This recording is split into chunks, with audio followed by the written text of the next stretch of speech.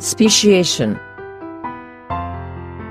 Origin of new species from the existing one due to reproductive isolation of a part of its population is called speciation. What we have seen so far is microevolution. That means that the changes are small even though they are significant. Also, they simply change the common characteristics of a particular species. Microevolution does not properly explain how new species come into existence. Macroevolution, on the other hand, involves origin of new species. Macroevolution to have happened only if this group of beetles we are thinking about splits into two populations that cannot reproduce with each other. If this happens, they can be called two independent species. Can we extend the reasoning we have used above to explain such speciation? To explain the mechanism of speciation, let's again consider an example of beetles' population. Consider what would happen if the bushes the beetles feed on are spread widely over a mountain range. The beetle population becomes very large as a result. But individual beetles feed mostly on a few nearby bushes throughout their lifetime. They do not travel far. So, in this huge population of beetles, there will be subpopulations in neighborhoods.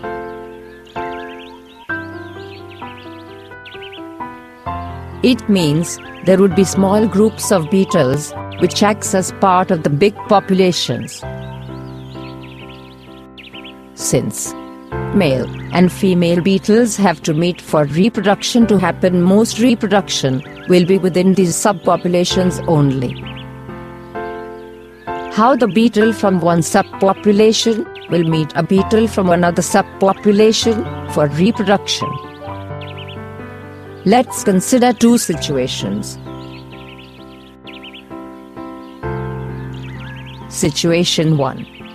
An occasional adventurous beetle might go from one site to another. Situation 2. When a beetle is picked up by a crow from one site and dropped in the other site without being eaten.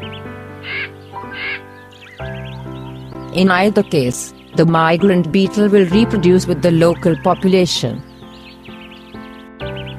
This will result in the genes of the migrant beetle entering a new population. This kind of gene flow is bound to happen between populations that are partly but not completely separated, as in the case of beetle population lives on the mountains. What happened when a large river comes between the two populations? If between two such subpopulations a large river comes into existence, the two populations will be further isolated. The levels of gene flow between them will decrease even further. Over generations, genetic drift will accumulate different changes in each subpopulation. Also, natural selection may also operate differently in these different geographic locations. Let's understand this with the help of another situations. Let's assume that in the territory of one subpopulation, crows are eliminated by eagles. But this does not happen for the other subpopulation, where crow numbers are very high.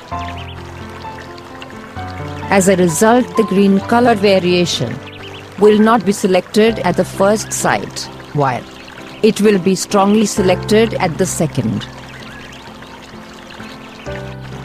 Together, the processes of genetic drift and natural selection will result in these two isolated subpopulations of beetles becoming more and more different from each other. Eventually, Members of these two groups will be incapable of reproducing with each other, even if they happen to meet, and reproductive isolation will occur. There can be a number of ways by which this can happen. If the DNA changes are severe enough, such as a change in the number of chromosomes, eventually, the germ cells of the two groups cannot fuse with each other. Or a new variation emerges in which green females will not mate with red males but only with green males. This allows very strong natural selection for greenness. Now, if such a green female beetle meets a red male from the other group, her behavior will ensure that there is no reproduction between them.